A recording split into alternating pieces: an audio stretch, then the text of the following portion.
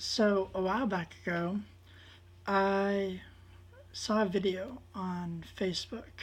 In fact, I think I shared it about how an 11-year-old kid didn't want to stand up for the Pledge of Allegiance, and the teacher told him, if you don't like it, go live somewhere else. Well, I've been thinking about that, and I've come to the realization that if you're a natural-born American citizen and you are poor, like it or not, you are a slave to the federal government. And even though the Constitution guarantees you freedom, you're actually enslaved to the federal government when you understand the legal system. And I know a lot of people are going to disagree with me, but that's fine. You can disagree with me all you want, because the Constitution does say we're free people. However, in practice, we are no longer free. Whether you like it or not, if you're poor, you're a slave to your federal government, especially here in America. And this is how. Because of the fact that in America, if you want to go to Mexico or Canada, you must have a passport. If you want to go fly abroad, you're going to need a passport. And if the government doesn't want to give you a passport, then it can deny you a passport on a whole host of reasons. And generally that reason is to prevent criminals from going abroad and committing crimes. Well, if you've ever gotten a ticket in your life or a citation, you have a criminal history. You're a criminal, according to the law. Therefore, as lawmakers inevitably make it more and more difficult for certain types of offenders to get passports, you can't go anywhere. You can't go live somewhere else. You're enslaved to this government. And furthermore, the passport costs money, which means you have to have money to pay for it. So not only do you have to get permission to leave if you don't like the rules in the country that you're in, and the government can deny you it, but you also have to be rich enough to afford to get permission. And if the government wants, for whatever rules it deems necessary, can put you on a no-fly list. So not only can you not walk across the border to Mexico or Canada, but you can also be put on a no-fly list where you can't travel abroad by plane. And there are fewer and fewer ships that actually take people abroad. More and more of them, of ships that are used to go abroad, is used for cargo. And it seems like every passing year, the federal government makes it more and more difficult for people to come in and leave this country. And it takes resources to leave this country. You have to be able to pay a lawyer to be able to try to get citizenship anywhere else.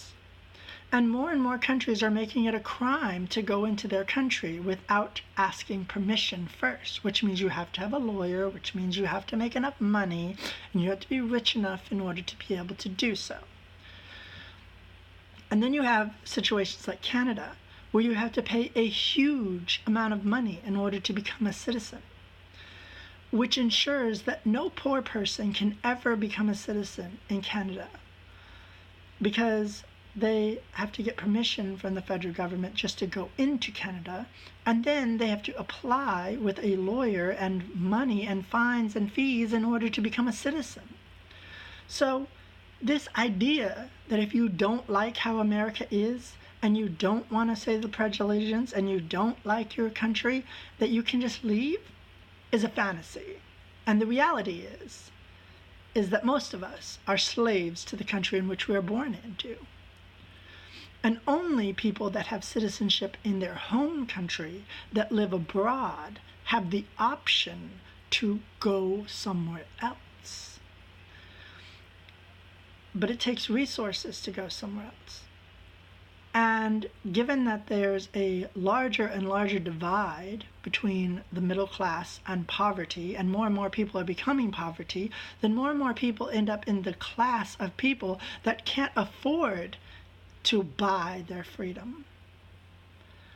So, yes, America's supposed to be free, but our federal government has created so many rules, regulations, and costs and fines and fees in order to obtain that freedom, that freedom is actually unattainable for most people that live in poverty. So when you think to yourself and think you might want to say to someone, if you don't like it, go live somewhere else, the reality is they can't go live somewhere else, because people in poverty can't afford to buy their freedom by paying for all of the fees that it costs to do business with the government. It costs money for your passport. You have to basically beg the federal government to give you permission to leave.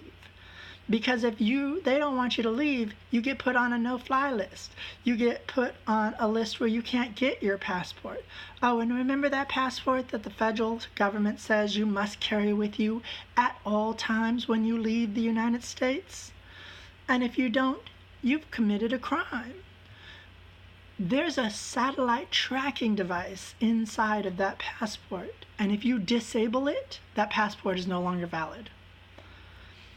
And the law says you must carry a valid passport with you when you travel abroad. So in America, if you're poor and you're a natural-born citizen, you're a slave to the federal government. You can't go anywhere else. You can't do anything else.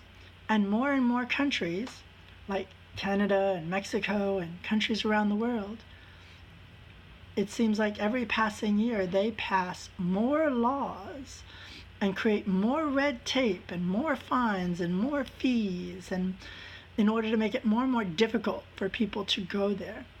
In fact, there are countries where no foreign person can get citizenship at all, period. That's it. You can't. And then there are countries where only the super wealthy can buy citizenship. So we, as a country, and countries globally, are creating a society where when you're born into a country, you're a slave to that government.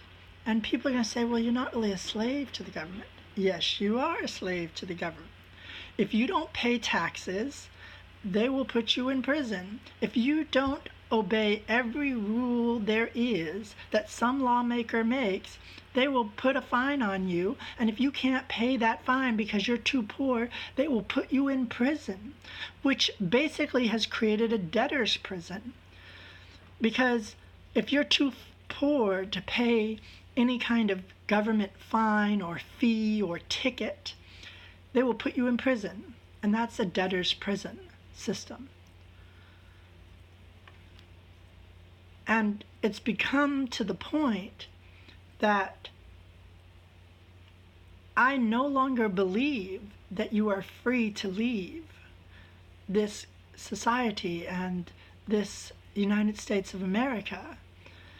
If you're poor, you're only free to leave and free to go join another society if you're rich enough to buy that passport and rich enough to buy those lawyers in order to get you citizenship in another country, and rich enough to put enough silver and gold in enough people's hands in order to get you your freedom to live elsewhere. We let other people come into this country, and only people that have residency or citizenship in more than one country are truly free to go live somewhere else if they don't like it. The rest of us here in America, if we're too poor to buy our freedom to go live somewhere else if we want to, we're slaves to this government, and we have no choice, and we can't go anywhere. And that changed when they made it a law where you had to have a passport to go into Mexico, and you had a passport to go into Canada.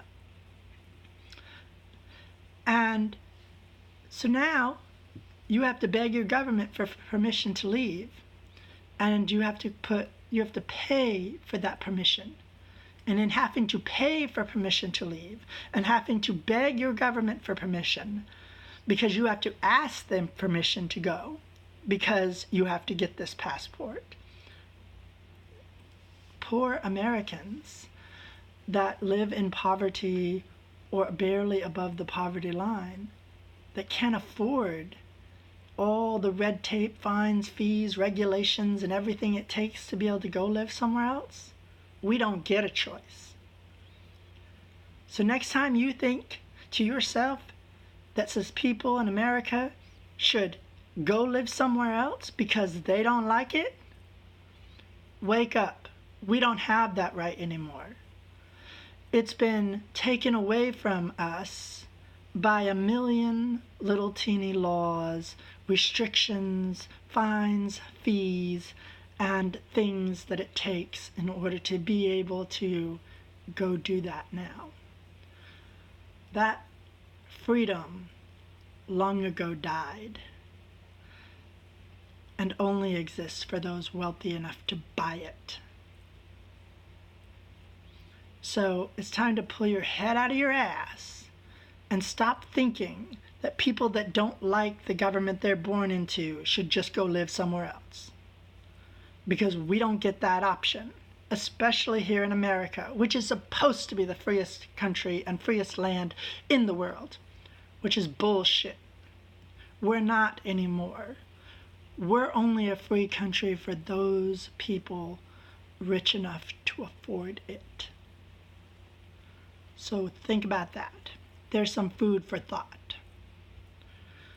American citizens aren't really free if we're not rich enough to buy our freedom, which basically means we're born slaves and we have to work hard enough and save enough to be able to buy our right and freedom to have the choice and the option to go live somewhere else.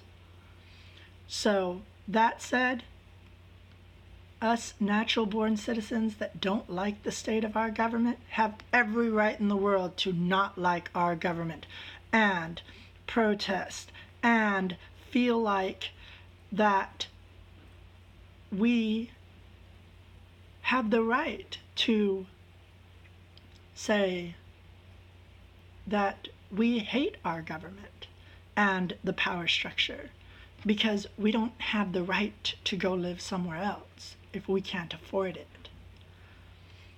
And since we can't afford to go live somewhere else, those people that live in poverty and they're slaves to the government, then by all rights in the world do they have the right to say they're not going to say the Pledge of Allegiance, or they're not going to sing the national anthem, because true freedom in America only comes to those wealthy enough to buy their freedom.